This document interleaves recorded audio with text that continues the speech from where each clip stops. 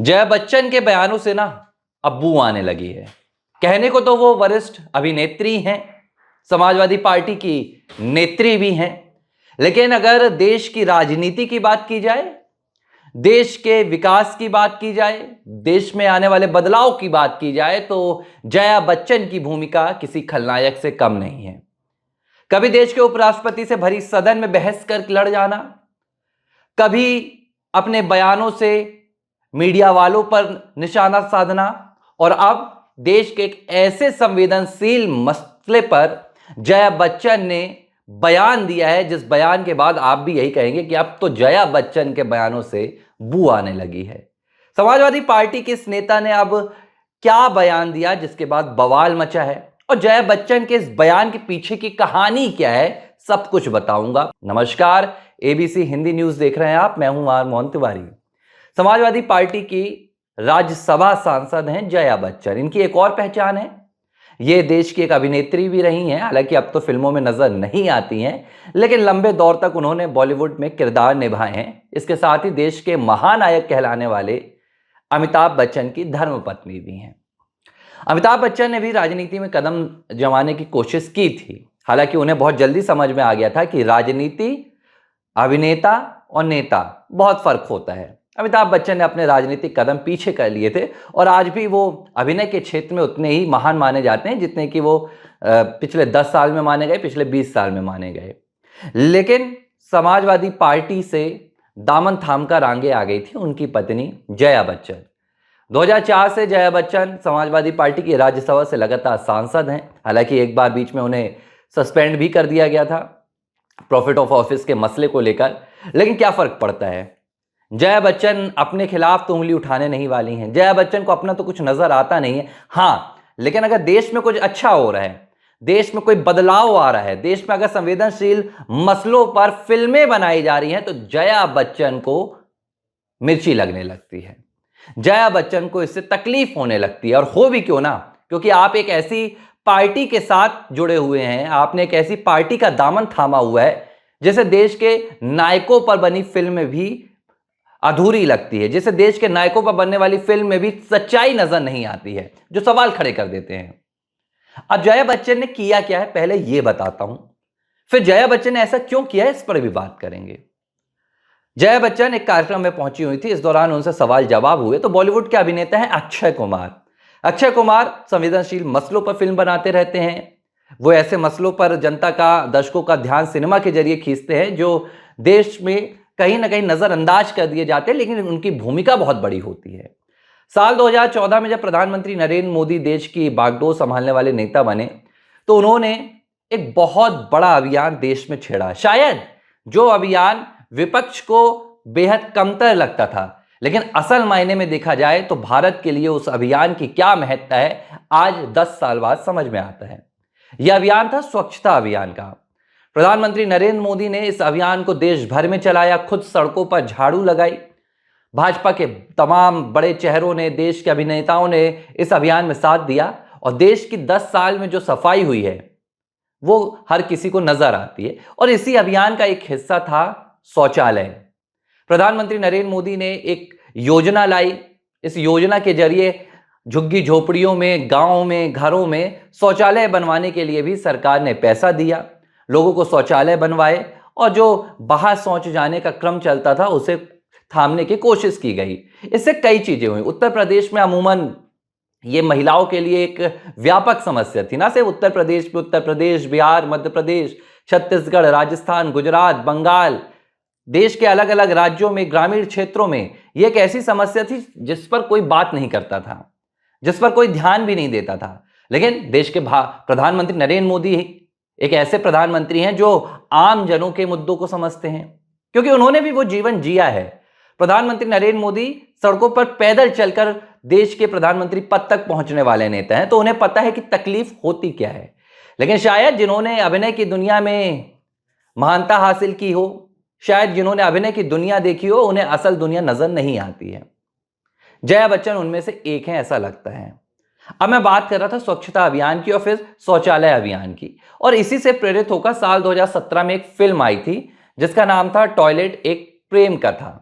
इस फिल्म में मुख्य किरदार की भूमिका अक्षय कुमार निभा रहे थे और फिल्म का उद्देश्य था, इस फिल्म में कहानी बताई गई थी कि कैसे एक शादी होती है, अक्षय कुमार की जो नायिका रहती है उनसे उनकी शादी होती है और शादी के बाद जब नायिका घर आती हैं तो उनके घर में टॉयलेट नहीं होता है। गांव में ये माहौल था उस वक्त, ये बताया गया कि लोग घरों पर टॉयलेट नहीं बनवाते थे, उनकी ऐसी मान्यता थी कि घर पर टॉयलेट नहीं होना चाहिए, शौच के लिए खुले में जाना चाहिए, बाहर जाना चाहिए। तो एक रूढ़िवादी मानसिकता जो होती है लोगों की, वो इस फिल्म में दिखाई गई थी और इस फिल्म के जरिए दिखाया गया था कि घर में टॉयलेट ना होने से क्या नुकसान होते हैं, कैसे व्यक्ति को संघर्ष करना पड़ता है, यहां तक कि रिश्तों में भी चोट आ जाती है। और ये जो फिल्म थी ये एक असल कहानी पर आधारित थी, ये कोई ख्याली पुलाव नहीं था, ये कोई काल्पनिक कहानी नहीं थी। ऐसा हुआ था कि जब घर में टॉयलेट ना होने के चलते पति पत्नी के रिश्ते टूट गए थे।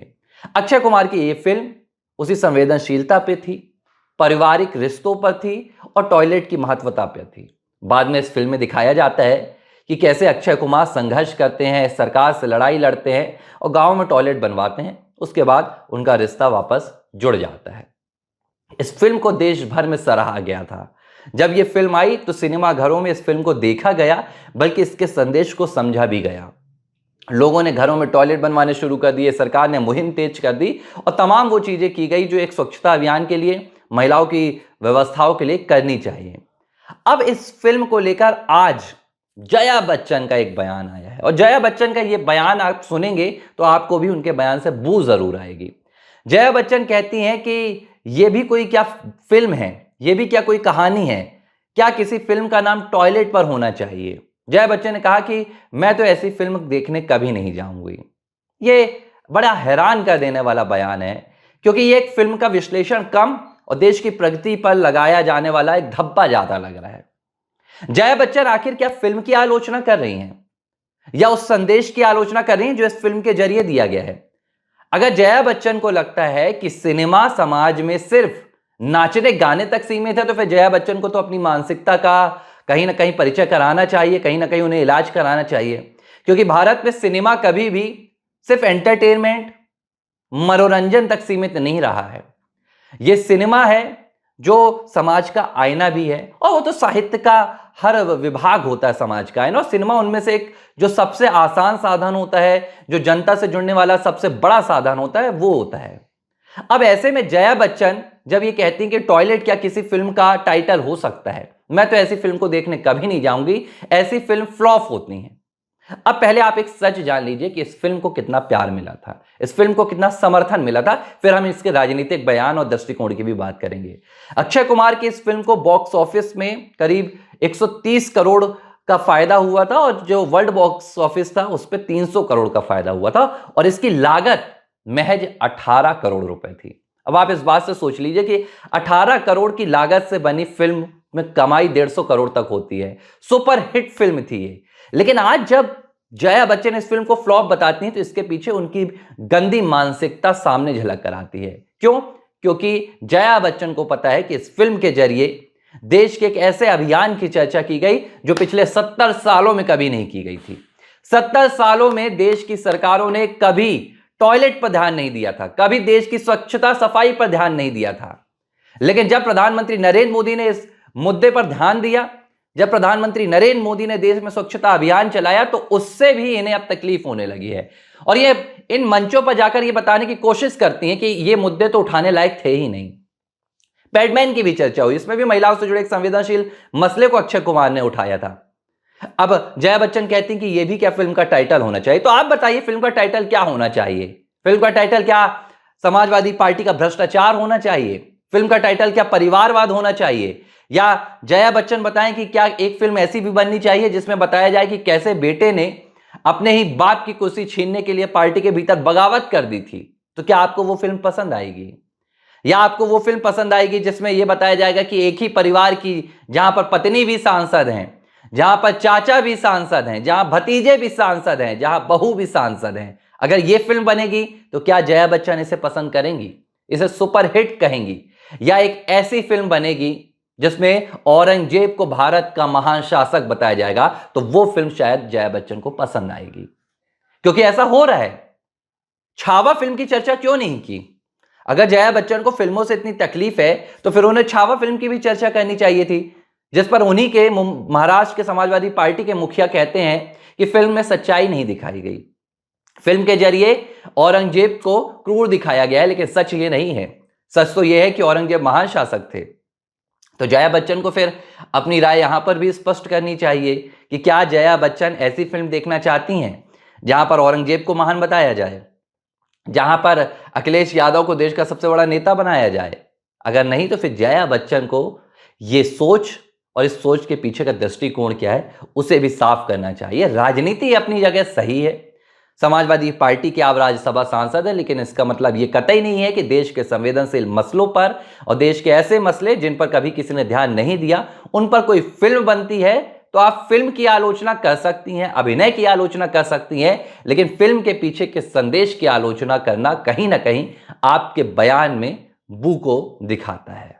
एबीसी हिंदी न्यूज, आज ही जुड़िए हर खबर के साथ।